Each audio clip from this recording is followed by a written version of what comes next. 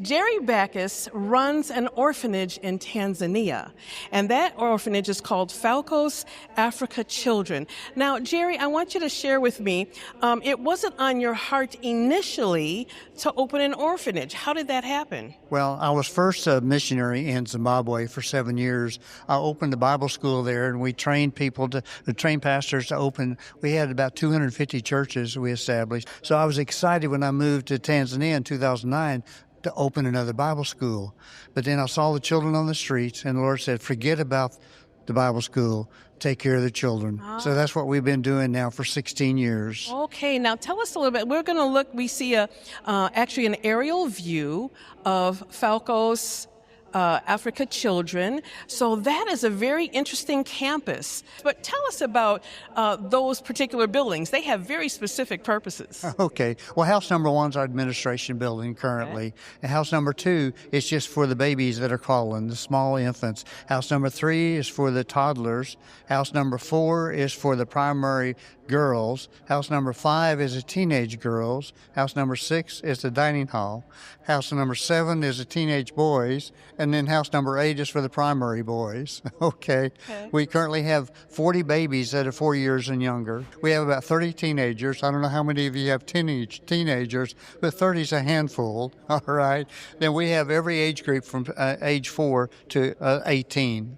Wow, that's a lot of kids. So how many children? You said about 40 are being cared for now on the campus. No, we have 120. Oh, excuse me. It was just 40 babies that are 4 years and younger. Okay. And 120 children. Right. Okay. Well, those mamas are really very busy. Yes, they are. So tell me, how is it that they come to Falcos? Well, social welfare gives us the opportunity to take care of the children. Okay. So anytime that there's a need, and sometimes it's a good Samaritan that finds a child thrown in a toilet or on the side of the highway, they notify social welfare and they bring them to us. Okay, so we need to back up to understand this. You said that they find people that may abandon children. Is that something that happens a lot? On a very regular basis. Okay? Why is that? What? Children are really not regarded as someone special.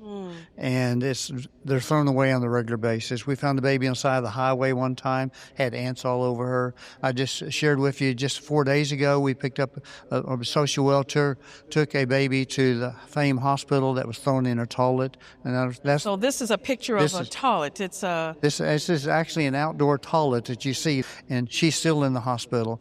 Okay. I was told today that she'll probably be able to bring them back home or bring them to us sometime this weekend. Okay, and we have a picture of her in wrapped in a pink blanket. That's her. So that's her.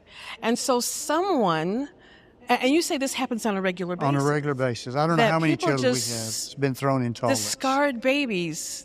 Oh, that's just heartbreaking. This is baby Moses, by the way. When baby Moses was, right after he was born, he was put into gunny sack wet from childbirth. They put grass, dirt, and rocks to fill the gunny sack. They wrapped a trash bag around the gunny sack and buried him in a shallow grave. A shepherd was walking by the graveyard the following morning and heard a baby crying, but he couldn't find where he was buried, so he hollered for help. A young lady came over and helped him find where he was buried, and when they dug him up, his skin had dried to the gunny sack, so he had been buried for about 12 hours. That's the reason why you see his cheek is red. Okay. And we named him Miracle Moses Backus, by the way. Oh, so he's a member of your family. Yes, and every time... We have a picture of your family. Oh, yes. Okay. And every time there's a child that's abandoned, they have our last name. We have about 20 Backus children because of the ones that were abandoned that was given to us. Now, you mentioned to me that even children that are in a family, sometimes they will be orphaned or they will be sent to you. Or sometimes whenever a lady is either divorced or a widow and she marries a man, the man doesn't want children that didn't belong to him. He forces her to discard the children. Sometimes the children are killed. They still sacrifice children on the altars like they did in the Old Testament time period. Not all the time, but it still happens in Tanzania.